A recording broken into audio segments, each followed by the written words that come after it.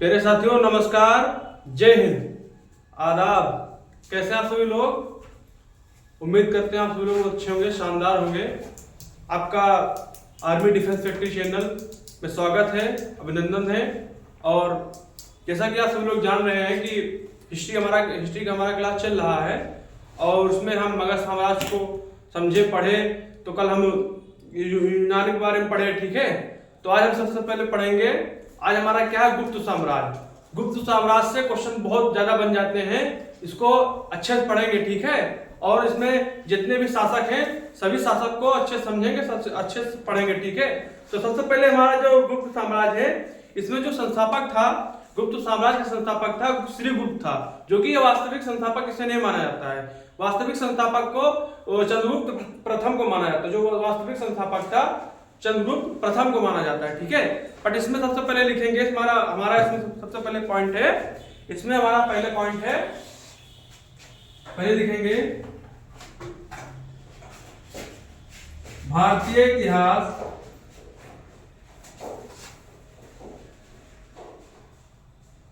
भारतीय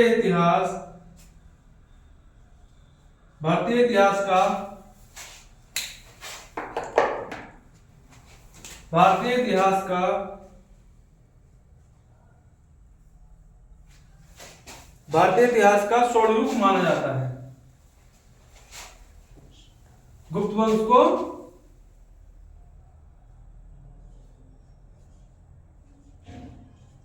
स्वर्ण युग कहा जाता है,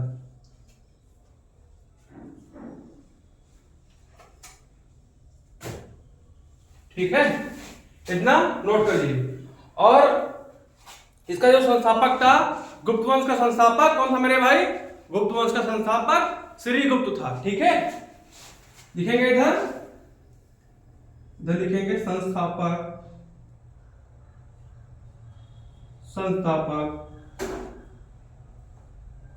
कौन था मेरे भाई? श्रीगुप्त था।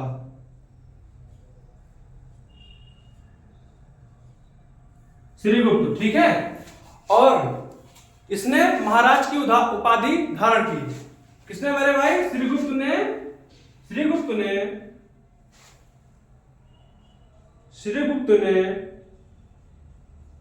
महाराज की उपाधि धारण की।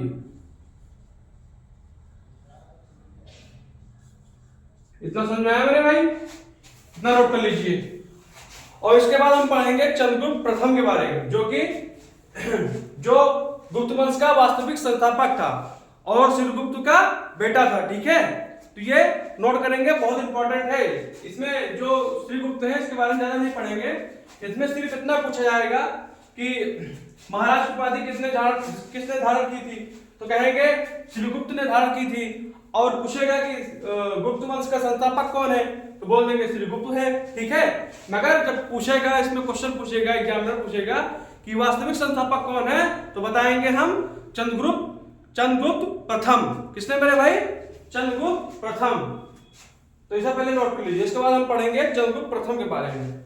और यहां से क्वेश्चन पूछ लेते हैं, कभी कभी चंद्रगुप्त प्रथम के बारे में पूछ लेते हैं, इसके बाद समुद्रगुप्त के बारे में पूछ लेते हैं, और इसके बाद हमारा है चंद्रगुप्त द्वितीय के बारे में पूछ लेते हैं। तो हम सभी को अच्छे से पढ़ेंगे, अच्छे से समझेंगे, ठीक है। चलिए सबसे पहले इसे हम इरेज कर लेते हैं। इसके बाद हम पढ़ेंगे चंद्रगुप्त प्रथम के बारे में। आज जितना पढ़ा रहे हैं मेरे भाई इतना सफिशिएंट है एग्जाम के लिए। ये ना समझो कि इसे शॉर्ट में पढ़ा रहे हैं, भाई शॉर्ट में पढ़ा रहे हैं और उसको अच्छे समझिए। यही आएगा, यहाँ से क्वेश्चन बिल्कुल फंसेंगे, यहाँ से कहीं बाहर नहीं जाएगा।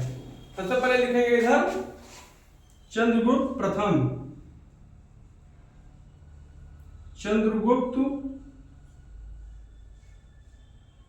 प्रथम। प्रथम, ठीक है। इन्हें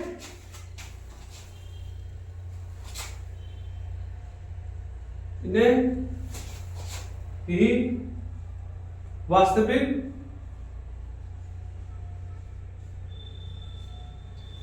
संस्थापक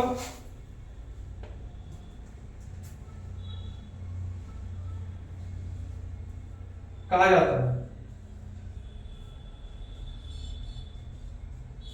ठीक है, इन्हें ही वास्तविक संस्थापक कहा जाता है। और इसके बाद में गुप्त साम्राज्य को शक्तिशाली बनाया। इसने गुप्त साम्राज्य को शक्तिशाली बनाया।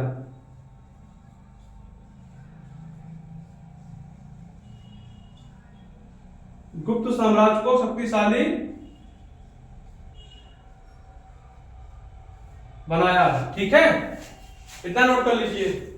और इसके बाद पढ़ेंगे हम चंद्रगुप्त प्रथम जिस दिन गद्दी पर बैठा 319 ईसा पूर्व, उसी दिन गुप्त संवत चलाया। ठीक है, लिखेंगे जिस दिन, लिखेंगे चंद्रगुप्त प्रथम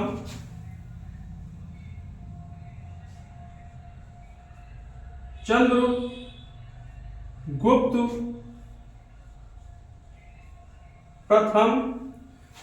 प्रथम जिस दिन गद्दी पर बैठा, जिस दिन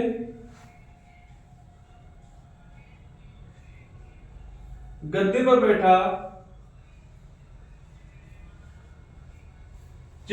पर बैठा, 319 ईसा पूर्व, 319 ईसा पूर्व, 319 ईसा पूर्व, उसी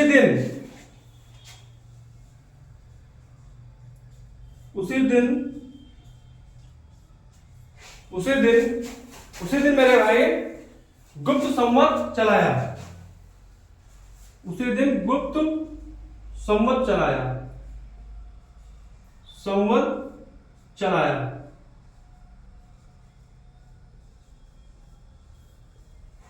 ये क्वेश्चन पूछते हैं, एग्जाम में क्वेश्चन पूछेगा किसने चलाया था गुप्त संवत, तो कहेंगे चंद्रगुप्त प्रथम। ठीक है, इतना नोट कर लीजिए।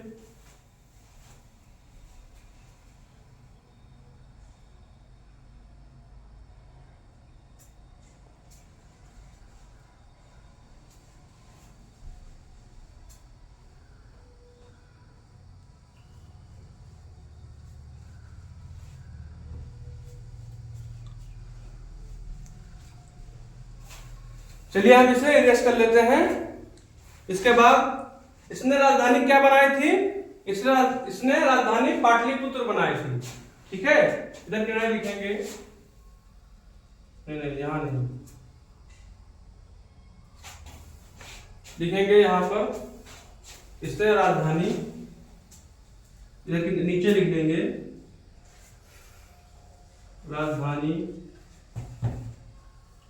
राजधानी पाटलिपुत्र बनाई थी। पाटलिपुत्र। ठीक है, इतना समझ में आया। और इसके बाद में हम पढ़ेंगे समुद्रगुप्त के बारे में। ठीक है, इनके जो कि पिता समुद्र के पिता कौन थे? चंद्रगुप्त प्रथम थे। ठीक है, इतना नोट कर लीजिए। इतना ही फैक्ट लिखेंगे, ज्यादा हम डीप नहीं जाएंगे। जो एग्जाम के आने लायक है उसी को फैक्ट पढ़ेंगे। ठीक है, चलिए इसे नोट कर लीजिए या स्क्रीनशॉट ले लीजिए। इसके बाद हम आएंगे समुद्रगुप्त के बारे में पढ़ेंगे। ठीक है,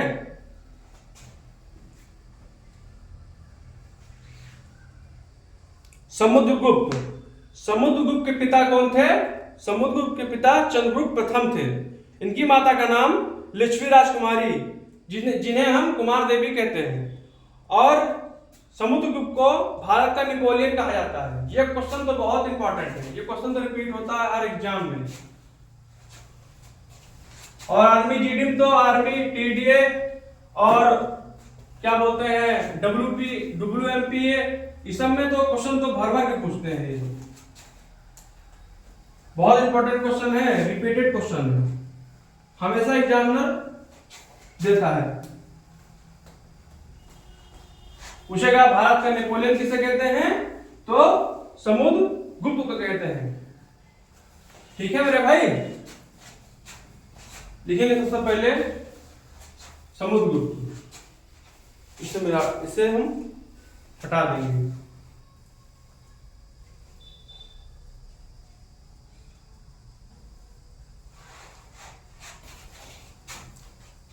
लिखेंगे समुद्रगुप्त।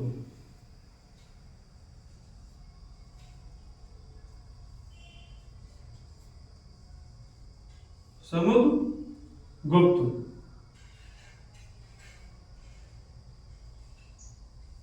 ठीक है, अच्छे से समझिए और अच्छे से पढ़िए। ठीक है, इसमें लिखेंगे इनके पिता का नाम क्या था। इनके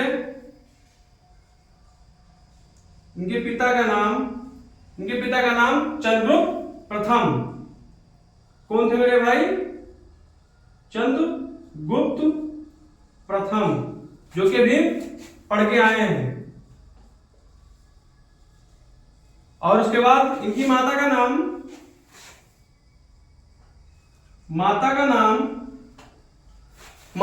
मेरे भाई लक्ष्मी राजकुमारी, जिन्हें हम कुमार देवी कहते हैं।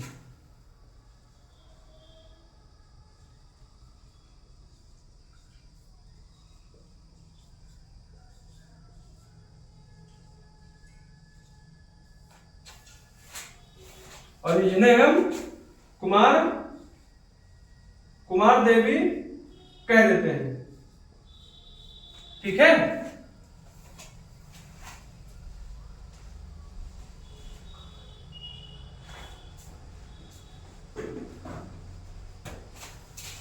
और इसके बाद हम बहुत इंपॉर्टेंट फैक्ट है हमारा, समुद्रगुप्त को भारत का नेपोलियन कहा जाता है। बहुत इंपॉर्टेंट है मेरे भाई, इसको मोस्ट वेरी वेरी इंपॉर्टेंट दीजिएगा।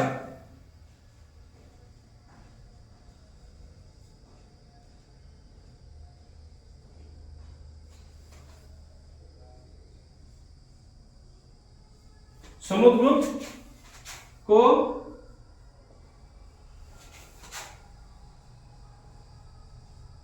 भारत का नेपोलियन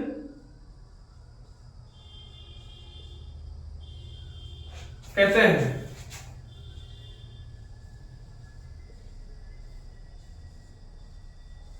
ठीक है, ये बहुत इंपॉर्टेंट है मेरे भाई। नेपोलियन कहते हैं, समुद्रगुप्त को भारत का नेपोलियन कहते हैं। ठीक है, और यह संगीत प्रेमी था, सिक्के पर वीणा बजाते हुए दिखाया गया। लिखेंगे इधर, यह संगीत प्रेमी था, संगीत प्रेमी था, संगीत प्रेमी था, सिक्के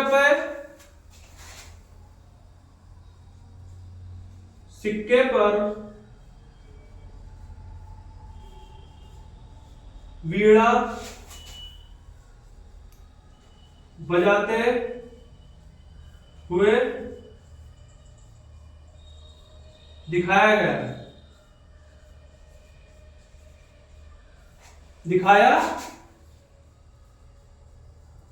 ठीक है, दिखाया गया। और इसे पहले नोट कर लीजिए, इसके बाद हम पढ़ेंगे आगे। इसके बाद हम लिखेंगे, इसके दरबार में हरिसेन थे, जिसने प्रयाग प्रशस्ति अभिलेख लिखा। यह भी बहुत इंपॉर्टेंट है। जितना पढ़ा रहे हैं मेरे भाई, सारे इंपॉर्टेंट फैक्ट हैं, सारे एग्जाम में आने लायक हैं। और आप सभी से रिक्वेस्ट है कि मेरे भाई जितना पढ़ाया जाए उसे साथ साथ रिविजन करिए। ये बात मत कहिएगा कि सर मुझे कुछ याद नहीं हो रहा है, क्या करूं क्या नहीं। ठीक है, तो आप सभी से रिक्वेस्ट है मेरे भाई कि आप सभी लोग साथ साथ रिविजन करिए, पढ़िए और मस्त रहिए, खुश रहिए और साथ साथ रिविजन करिए।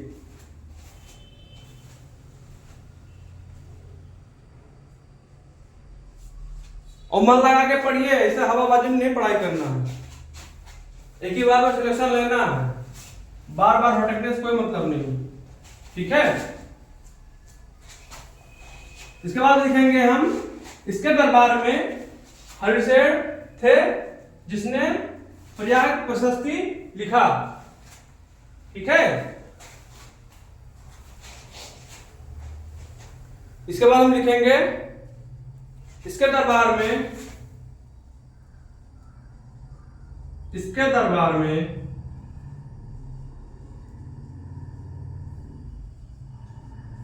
इसके दरबार में इसके दरबार में हरिशेर थे, हरिशेर थे हरिशेर थे जिसने प्रयाग प्रशस्ति लिखा, जिसने जिसने प्रयाग प्रशस्ति प्रयाग प्रशस्ति लिखे। ठीक है, और इसके बाद में लिखेंगे हम प्रयाग प्रशस्ति अभिलेख लिखेंगे यहाँ पर। पहले सॉरी गलत हो गया, प्रयाग प्रशस्ति अभिलेख लिखा।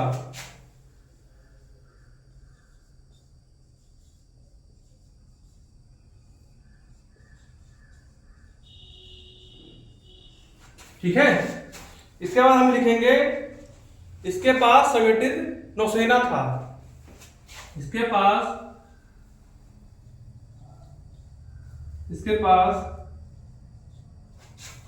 संगठित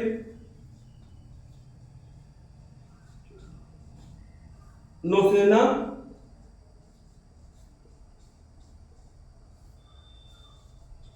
था। ठीक है, इतना नोट कर लीजिए। इसके बाद लिखेंगे समुद्रगुप्त के पुत्र, समुद्रगुप्त के पुत्र दो थे। जो पहला पुत्र था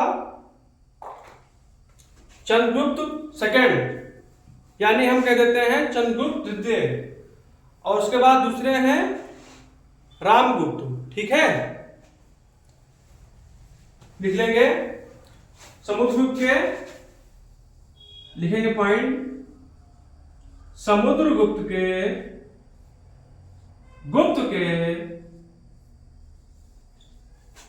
दो पुत्र थे।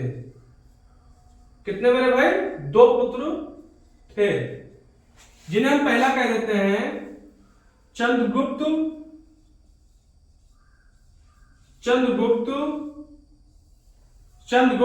सेकंड, यानी हम द्वितीय बोल देते हैं। ठीक है, और दूसरे हैं रामगुप्त।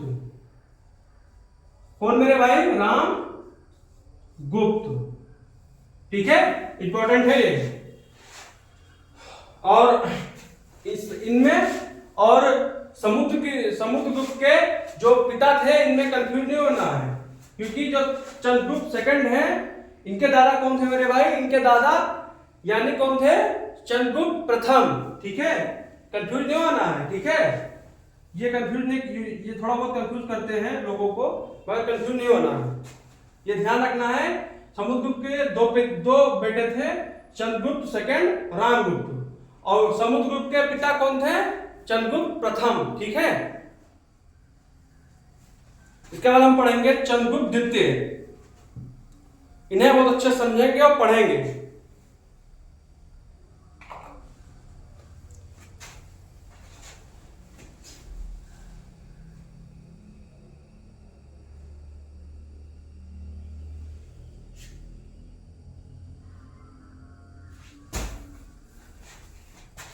चलिए इसे हम इरेज कर लेते हैं।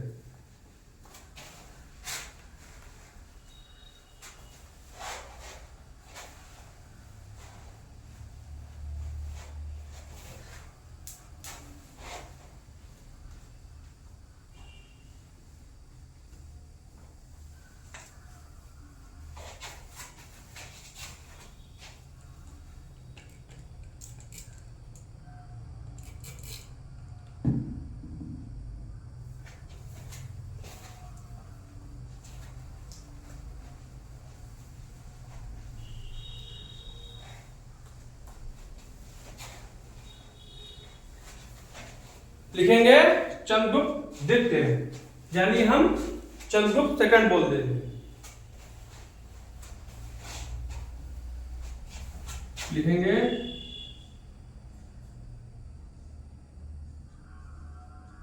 चंद्रगुप्त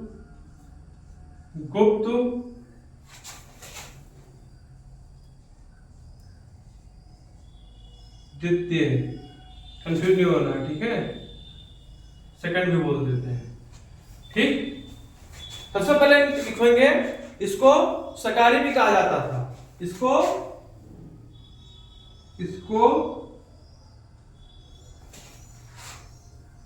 सकारी भी कहा जाता था। ठीक है, और शंको विजय के उपरांत में ही चंद्रगुप्त द्वितीय ने विक्रमादित्य की उपाधि धारण की थी। इसने किसकी उपाधि धारण की थी? उपाधि लिखेंगे, उपाधि, इसने विक्रमादित्य की उपाधि धारण की थी। विक्रमादित्य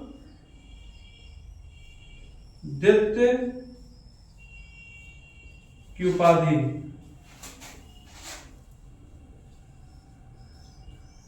ठीक है, ये बहुत इंपॉर्टेंट है। और इसके दरबार में भाई, इसके दरबार में 9 रत्न रहते थे। ठीक है, इसके दरबार में 9 रत्न रहते थे। जैसे हम पढ़ेंगे मध्यकालीन इतिहास में अकबर के दरबार में 9 रत्न रहते थे, और इसके भी दरबार में 9 रत्न रहते थे, जिन्हें हम सबसे पहले कह देंगे कालिदास, इन्हें भारत का शेक्सपियर कहते हैं, और दूसरे हैं वराहमिहिर, उसके बाद तीसरे हैं शंकु, उसके बाद धन्वंतरी है, पांचवे हैं वररुचि है। तो हमें सारे 9 रत्न को नहीं पढ़ना है, नहीं तो सोचे कि हमें पूरे पढ़ना है। ठीक है, हम थोड़ा मेन को पढ़ना, ठीक है, जहां से क्वेश्चन पूछ लेते हैं कि किसके 9 रत्न थे। ठीक है, इसके बाद हम इसे इरेज कर लेते हैं, क्योंकि इतना पूरा कर पाए नहीं गा।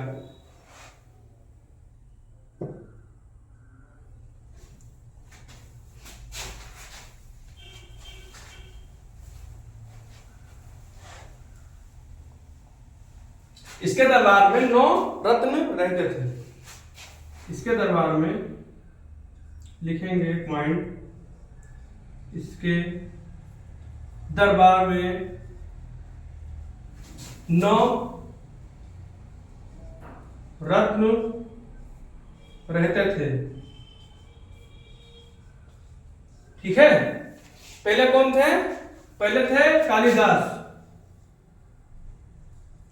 इनकी बहुत अच्छी बुक है, उन्हें हम स्टैटिक जीके में पढ़ेंगे। ठीक है भाई, कंफ्यूज नहीं होना। कालिदास, ठीक है, और इन्हें भारत का शेक्सपियर कहते हैं।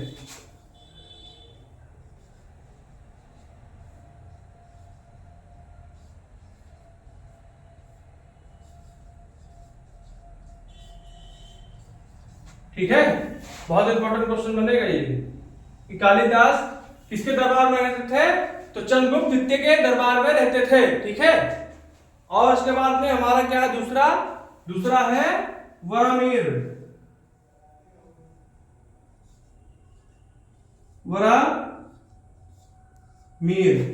तीसरा कौन है मेरे भाई? तीसरा शंकु है। तीसरा है शंकु, ठीक है, और चौथा है धन्वंतरी।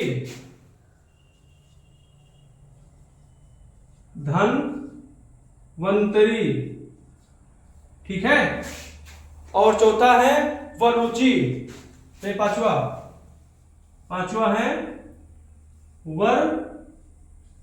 वररुचि। ठीक मेरे भाई, इतना नोट कर लीजिए। और उसके बाद हमारा लास्ट पॉइंट है चंद्रगुप्त द्वितीय में। चंद्रगुप्त द्वितीय के शासनकाल में चीनी यात्री फायान ने दौरा किया था। यह बहुत इंपॉर्टेंट क्वेश्चन बनता है मेरे भाई, गुप्त वंश से ये क्वेश्चन बहुत इंपॉर्टेंट बन जाता है। कौन से यात्री ने किसके दरबार में किसके टाइम पे आए थे? इसको ध्यान में रख के पढ़ेंगे, ठीक है। क्वेश्चन यहां से बन जाते हैं मेरे भाई।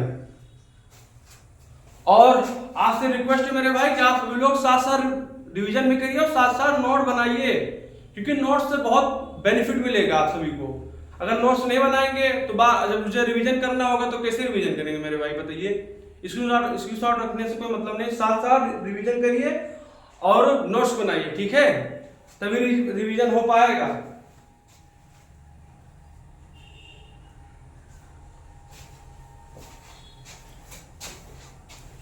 इतिहास गवाह है, जिसने पेन घिसी है उसने इतिहास रचा है, ठीक है। तो आप सभी लोग साथ साथ मतलब लिखिए, साथ साथ नोट करिए। नहीं लिखेंगे भाई तो आपका नुकसान होगा, मेरा बताना काम है, हम तो बताएंगे, जो हो सकता है आपकी हेल्प करेंगे मेरे भाई, और उससे ज्यादा क्या कर सकते हैं। आप सभी को पीडीएफ भी भेजी जाएगी। लिखेंगे चंद्रगुप्त द्वितीय के शासन काल में, चंद्रगुप्त द्वितीय के शासन काल में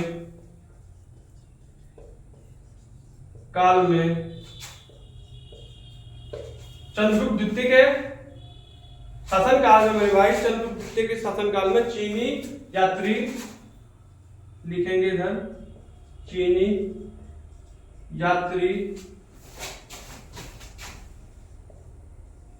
फाहियान भारत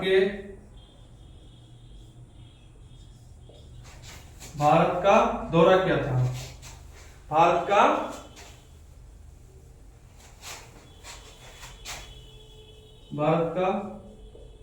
दौरा किया था, ठीक है। ये बहुत इंपॉर्टेंट है मेरे भाई। इसे पूछ लेते हैं कि फाहियान किसके शासन काल में आया था, तो बोल देंगे चंद्रगुप्त द्वितीय के शासन काल में, ठीक है। आप सभी इतना नोट कर लीजिए। इसके बाद हम पढ़ेंगे कुमारगुप्त फर्स्ट के बारे में, जो कि चंद्रगुप्त द्वितीय के बेटे थे।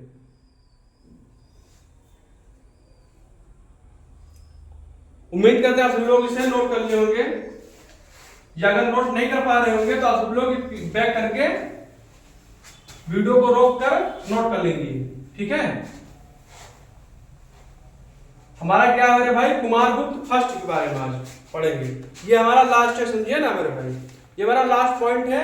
इसके बाद हम कल पढ़ेंगे, इसके बाद हम कल मिलेंगे मेरे भाई, कल मिलेंगे आप सभी को पाल वंश के बारे में पढ़ेंगे, ठीक है।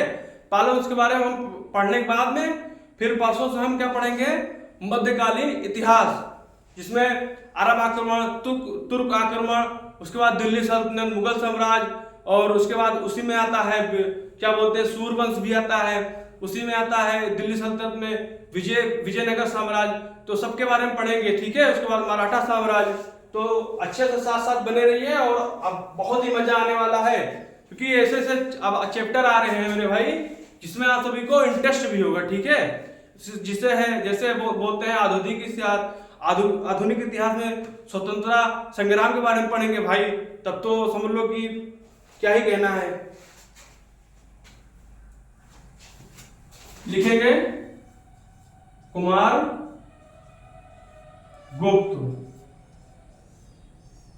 फर्स्ट, ठीक है। कुमारगुप्त फर्स्ट के बारे में इनके पिता भी हमने बताया है, चंद्रगुप्त सेकंड यानी द्वितीय, और इनकी माता का नाम ध्रुव देवी। इनकी माता का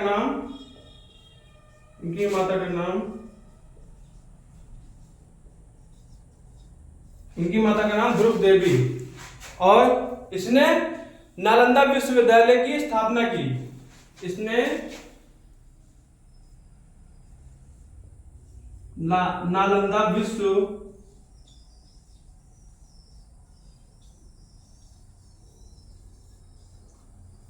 की स्थापना की।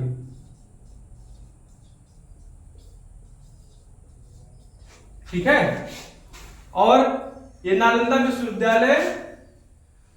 विश्वविद्यालय कहां पर पड़ता है मेरे भाई? ये बिहार में पड़ता है, बिहार में। ठीक है, ये बिहार में पड़ता है। ठीक है, और उसके बाद हम लिखेंगे, हमारा 2 पॉइंट लास्ट रह गया है। गुप्त वंश का अंतिम महान शासक किसे कहते हैं?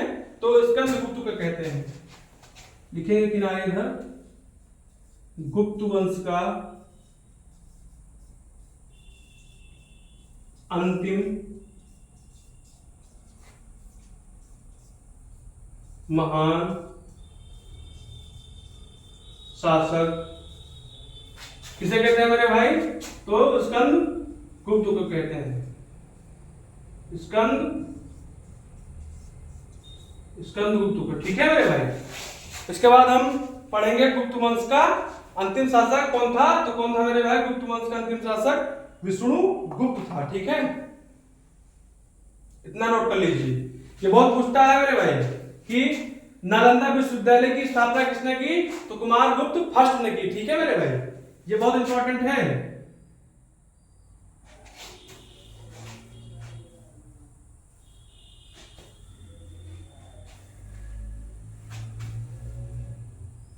चलिए इसे हम इरेज कर लेते हैं।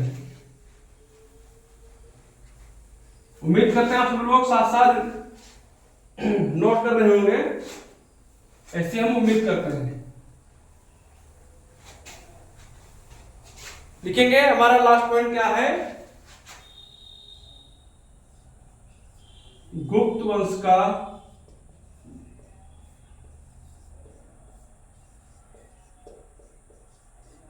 अंतिम शासक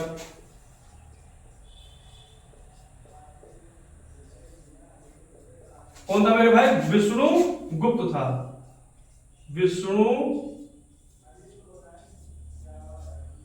विष्णुगुप्त था।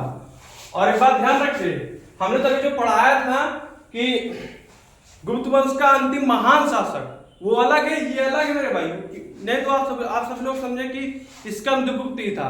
वो एक महान शासक था जो अंतिम शासक माना जाता है, और उसके बाद में कोई महान शासक नहीं रहा है। तो हमारा जो अंतिम शासक है विष्णुगुप्त है। गुप्त वंश का जो अंतिम शासक है मेरे भाई वो क्या बोलते हैं? विष्णुगुप्त है।